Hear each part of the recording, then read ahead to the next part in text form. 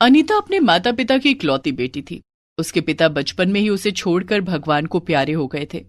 अनीता की माँ उषा ने बहुत गरीबी में अनीता को पाला था और उसकी शादी एक अमीर लड़के से की। उषा अमीरों के घर में खाना बनाने और बर्तन धोने का काम करती थी। उषा ने सारी जिंदगी गरीबी में गुजारी थी, लेकिन वो नहीं चाहती थी कि उसकी बेटी अनीता भी इसी तरह से गरीबी में दिन गुजारे। उषा जब अमीरों के घरों में काम करने जाती तो उनकी शानो शौकत देखकर सोचा करती, अमीरों की जिंदगी कितनी अच्छी है ना, दिन भर सोफे पर बैठे रहो और नौकरों पर हुक्म चलाते रहो। मैं कुछ भी करके अपनी बेटी अनीता की शादी अमीर घर में करूंगी, जिससे उसकी सारी जिंदगी ऐशो आराम से कटे। ऐसा सोचकर उषा जहां काम करती थी वहां मालकिन से ये बात बताई और उससे 1 लाख रुपए उधार मांगे।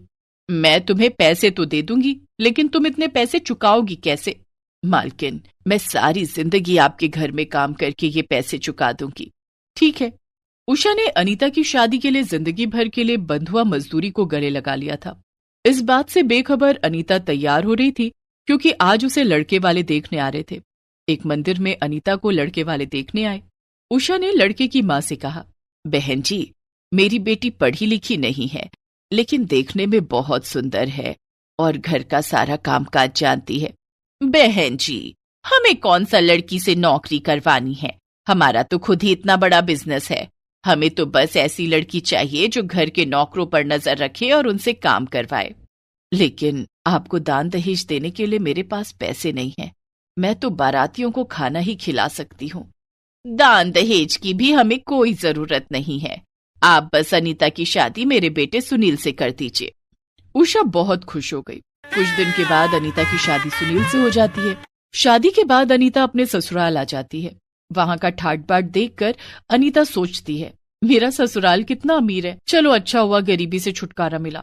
मेरा मायका कितना छोटा था, वहां ना तो एसी था और ना ही फ्रिज, कहीं आने जाने के लिए अपने पैरों पर ही चलकर जाना पड़ता था। यहाँ तो ढेरों गाड़ियां हैं, नौकर चाकर है, मेरी जिंदगी तो बड़े आराम से गुजरेगी। अनीता को ससुराल में कोई काम नहीं करना पड़ता था। वो दिन भर बिस्तर पर बैठी रहती, नौकर चाकर उसकी खिदमत करते थे।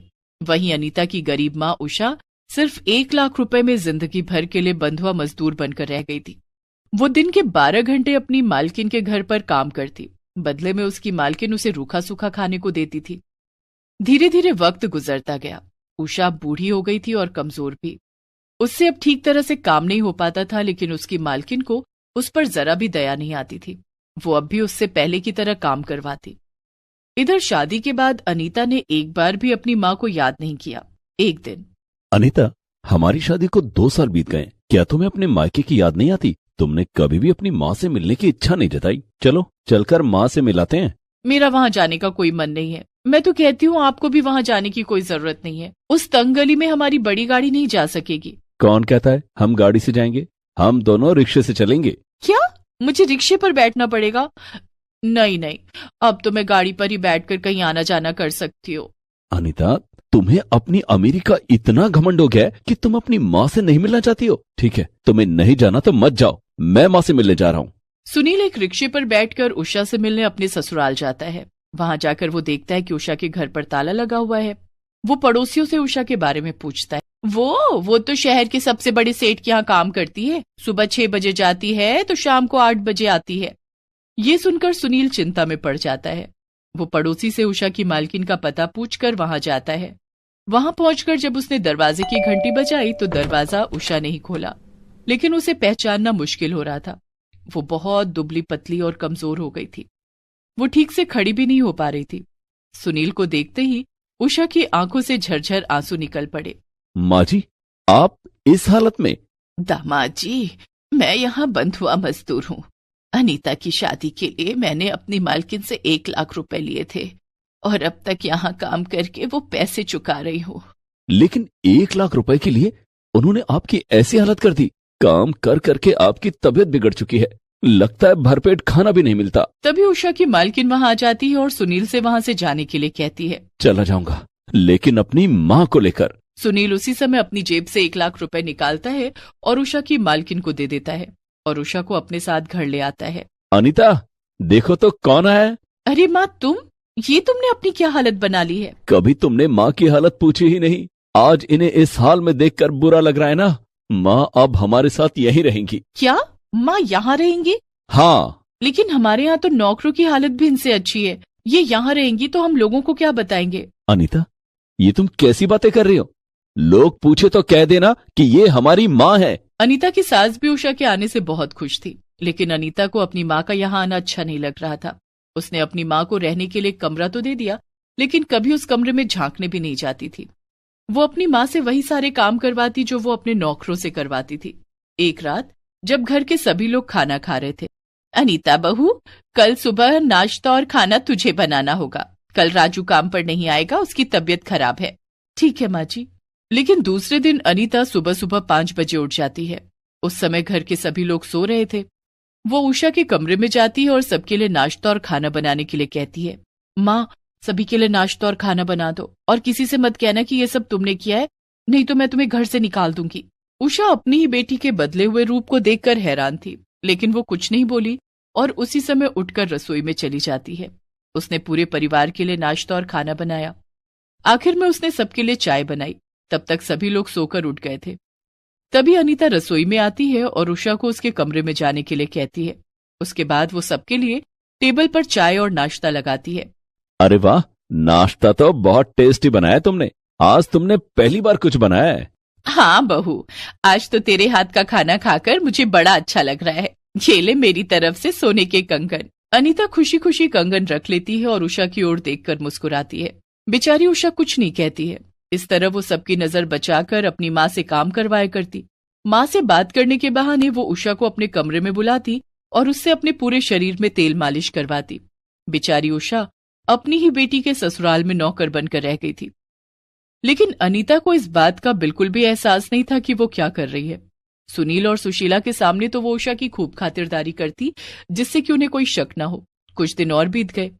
अनीता अब माँ बनने वाली थी। उषा अब अनीता का खूब ख्याल रखती थी। इसी बीच एक बार सुनील और सुशीला को शहर से बाहर जाना पड़ा।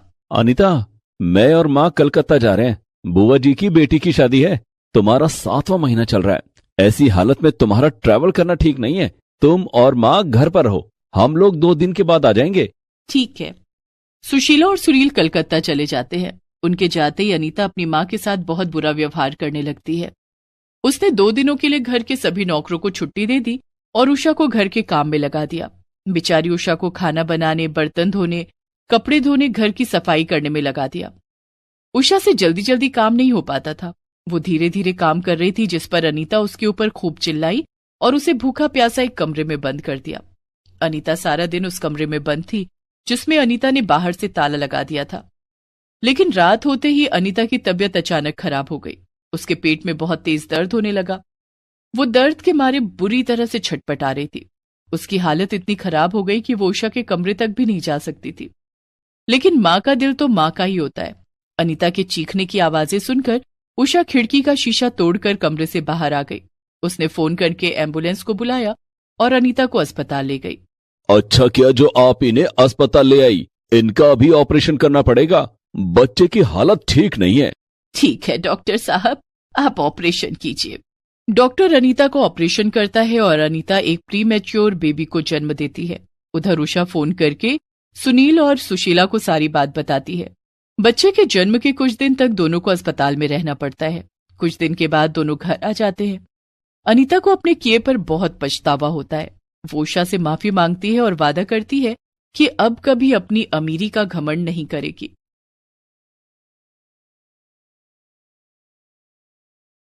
कविता की शादी होने वाली थी। कविता के पिता बचपन में ही उसे और उसकी माँ को छोड़कर लापता हो गए थे। उसकी माँ संगीता ने उसे पाला पोसा और अब वो कविता की शादी उसके पसंद के लड़के के साथ कराने जा रही थी। लेकिन कुछ ऐसा हुआ कि कविता और उसकी माँ संगीता की शादी एक ही दिन हो जाती है।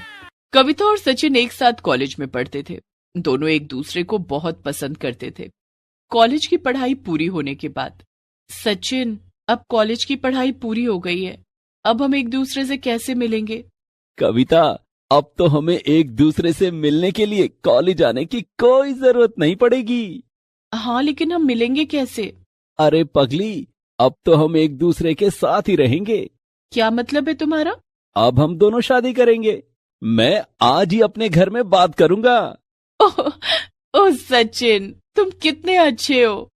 कविता और सचिन एक दूसरे से गले मिलकर अपने अपने घर आ जाते हैं। उस दिन सचिन अपने माता पिता को कविता के बारे में बताता है। ठीक है सचिन, अगर कविता तुम्हें इतनी पसंद है तो हम तुम्हारी शादी उससे करवा देंगे। वैसे भी कविता के पिता नहीं है, तो उसकी माँ ने बहुत मुश्किलों से उसे पाला और पढ़ाया लिखाया होगा। हम उन्हें और परेशान नहीं होने देंगे। हम कल ही कविता के घर चलेंगे और तुम दोनों की शादी की बात करेंगे। अगले दिन सचिन अपने माता पिता के साथ कविता के घर आता है और उसकी माँ संगीता से मिलता है। संगीता को भी सचिन और उसका परिवार बहुत पसंद आता है। दोनों ओर से शादी की बात पक्की हो जाती है। जब सचिन और उसके माता पिता चले जाते हैं तो संगीता को कविता की बहुत फिक्र होती है, क्योंकि कविता बहुत आलसी थी और हमेशा अपनी धुन में रहती थी। उसे अब तक अपनी मनमानी करने की आदत थी। इसी वजह से संगीता ये सोचकर परेशान हो जाती है कि कहीं उसकी हरकतों से उसके ससुराल वाले परेशान ना हो जाए। संगीता कविता से कहती है, देख, तेरी पसंद के लड़के से शादी करवा रही हूँ। ससुराल जाकर मेरी नाक मत कटवा देना। कहीं ऐसा ना हो कि अगले ही दिन तू लड़ाई करके बैठ जाए। पति के साथ सारी जिंदगी निभाना है तुझे, और किसी को बताने की जरूरत नहीं कि तेरी लव मैरिज है। कोई पूछे तो कह देना पति का नाम नहीं लेती। तेरी सास जो कहे उनकी हर बात मानना। सुबह समय पर उठ जाना। कहीं ऐसा ना हो कि रात के 10 बजे तू सोकर उठे और ब्रेकफास्ट मांगे। पहली रसोई में अपनी पसंद का खाना बनाकर मत बैठ जाना। ससुराल वालों से पूछकर उनकी पसंद का खाना बनाना। और हाँ, सास जो कहे वही कपड़े पहनना। वो साड़ी कहे तो साड़ी ही पहनना। अगर सास कहे नाच के दिखा तो भजन पर नाचना। अपनी पसंद का कोई गाना मत लगा देना। संगीता बोले जा रही थी, लेकिन कविता पर उसकी बातों का कोई असर ही नहीं हो रहा था। वो अपना फोन चला रही थी। तुझे कुछ सुनाई भी दे रहा है? मैं बोल रही हूं और तू है कि फोन चला रही है। वहां सास की बातें सुनने के बजाय फोन मत चलाती रहना। सास की हर बात सुनना। माँ, मैं तुम्हारी हर बात सुन रही हूँ। तुम मेरी कितनी फिक्र करती हो, लेकिन अब मुझको तुम्हारी फिक्र हो रही है। मेरी कैसी फिक्र? मुझे क्या हुआ है? माँ, मैं ससुराल चली जाऊंगी तो तुम अकेली कैसे रहोगी? बेटी, हर लड़की को एक ना एक दिन ससुराल जाना ही पड़ता है। उसके जाने के बाद उसके माता पिता अकेले ही रह जाते हैं। लेकिन माँ, पिताजी तो हमें कब का छोड़कर जा चुके हैं।